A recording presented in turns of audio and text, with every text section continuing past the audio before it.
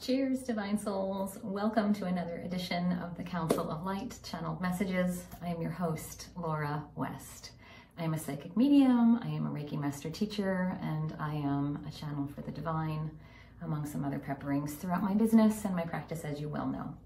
Today, I want to share with you a couple of tidbits before we get into the message, and I'm going to do this quickly because it's hot in here and I need to turn the air conditioner back on, and I can't have that running in the background while I'm channeling for all of you because it's ambient background noise that you don't need, so I'm going to get to it quick. But I just wanted to highlight for you this month in August, on the 10th, we've got Psychic and Spiritual Development class that is right here in the office. There's still spots open for that if you want to register and join us. And then on the 17th, we've got our Reiki Share online, and there's space for you to register for that. That's through Zoom, so you'll join me there. And a heads up, going into September, on the 7th, which is a Saturday, it's the first Saturday of the month, I will be bringing back the Council of Light Channeled Messages in their live format on the Insight Timer app, where I have done that for years. I took a long hiatus last year for various reasons, and I've been doing these channeled messages for you on a my time, my dime kind of scenario, and then uploading them for you. But I want to invite you in to the live audience there. I'll send an email out with details, so make sure you're on my email newsletter list. But it's an opportunity for you to join the group dynamic and be part of the energy frequency as it's happening and unfolding in the moment. So just a heads up and an awareness for that. By the way, the channel messages will come back live online more next year. This coming academic year is what I'm planning on. And they will always be uploaded and available to all my feeds everywhere afterwards if you can't ever join us live, just like they have been for years. Okay, here we go. Let's get into it. I'm gonna close my eyes and try not to melt. This is really hot in here today, you guys. All right, Council of Light's gonna come through, and then I will come back at the end. Okay, oh, well, that's interesting. They're just telling me it's not just that it's hot in the room, it's that the new embodiment that I've been going through with the awakening that I'm having after the meditation retreat and after the summer restoration. After the summer restoration and restorative July that I had has had an experience in my energy field that this is another, man, I am up leveling right now actively as we're about to do this together, so don't mind me. I'm just expanding. Okay, Laura, be quiet. Let the Council of Light come through. Here we go. Greetings to you all, you bright, blessed beings there on that earth plane. We are the Council of Light, and we are here to say once again that we are happy to share our joy and our vibrancy and our messaging with you, and to teach you some things, perhaps rememberings and perhaps anew.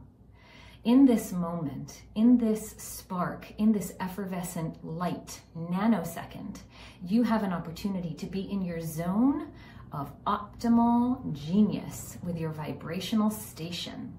You always have that opportunity every single nanosecond of your days and your lives and your experiences.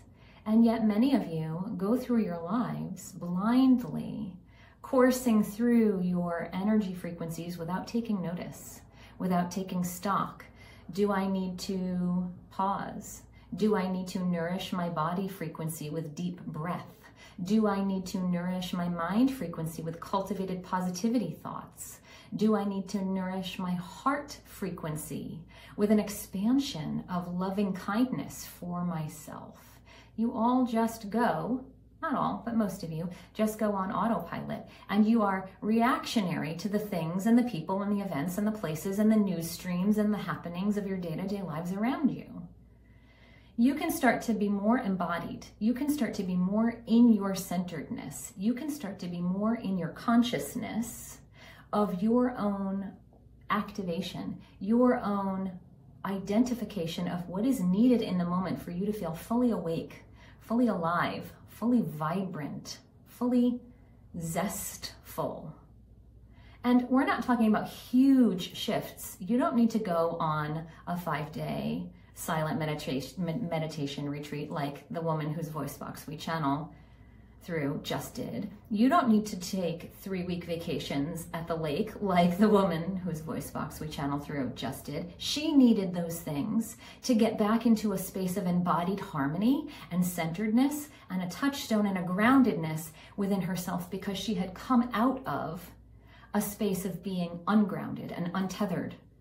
And now she's embodied again. But what you can do in your lives is begin to build in small routines, begin to build in small thought changes, begin to build in small awareness noticings.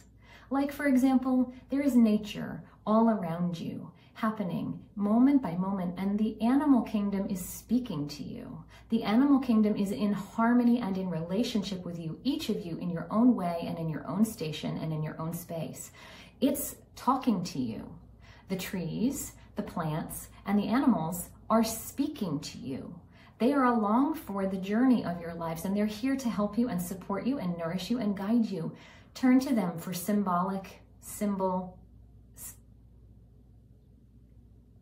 Turn to them for symbolic knowledge of what is next for you, what is embodied for you, what is the messaging for you.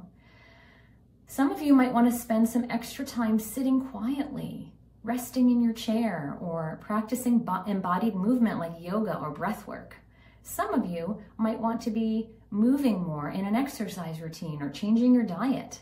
It's all okay, whatever it is you decide to do. But we counsel you to start doing it. Because if you don't start, then 2 weeks go by, 2 months go by, 2 years go by, 2 decades go by, and then you've mindlessly wasted a lot of opportunity in your life. And then you look back and you say, gosh, what did I spend my time doing? Scrolling my internet feeds and eating ice cream and watching trashy TV. Not a lot to show for myself, huh?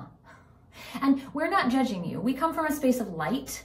We come from a space of source. And we understand that you all are working through your humannesses in the ways that you need to work through them, in the paths and the lifetimes and the processes that you need to do so. We don't judge. We hold space for you in a container of loving kindness and consciousness and guidance. That's our task. We've been tasked by the embodiment of source to help you. We've told you this before. And so now we are reminding you today here. What is it that you would like to do moment by moment, day by day, new routine or change in routine after tweak after tweak after tweak of routine, to help you feel like you're in your centeredness more and more and more, so that eventually you're living in your centeredness completely, all the time, as your everyday frequency. That's a really fabulous place to live from. You come across people in your lives, and you might not know this about them. They might not tell you that this is how they run, but you feel the vibrational frequency of them. You feel the alignment, the sophistication, the harmony, the expansion of their energy. You just know it. Your inner beingness understands, oh, that's like a magnet. That's interesting. That person is awake. That person is aligned. That person is in harmony.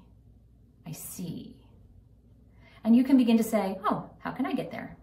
And just by taking small actions. We don't mean to have you overhaul your lives. We don't mean to have you do all the things that the woman who we come through the voice box of just did. She really needed a massive pivot and a massive grounding and a huge dose of connection with us for all that time in July to embody herself again. She needed to come back into herself, but you don't need to do it in a big way if that's not what serves you. So we invite you now to do some reflection. What is it that you could work on? What is it that you could invite in? What is it that you could tweak? What is it that you could learn about or read or practice a little bit today, or a little bit tomorrow, and a little bit the next day, and a little bit the next day, and a little bit the next day. And then eventually it builds itself into a muscular routine of structure in your lives.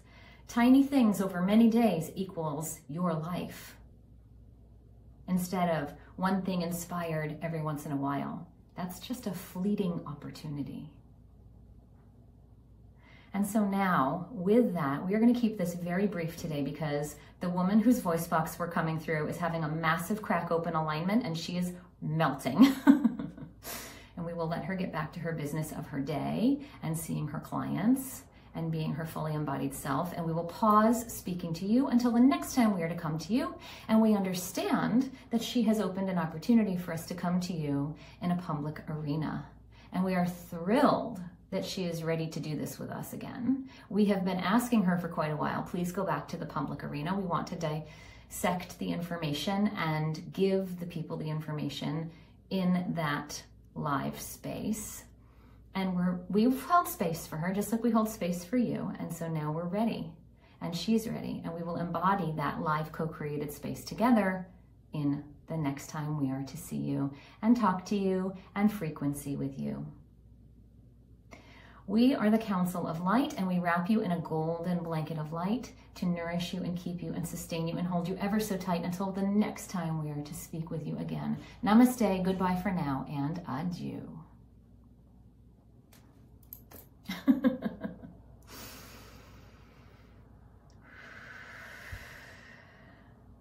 All right, my loves.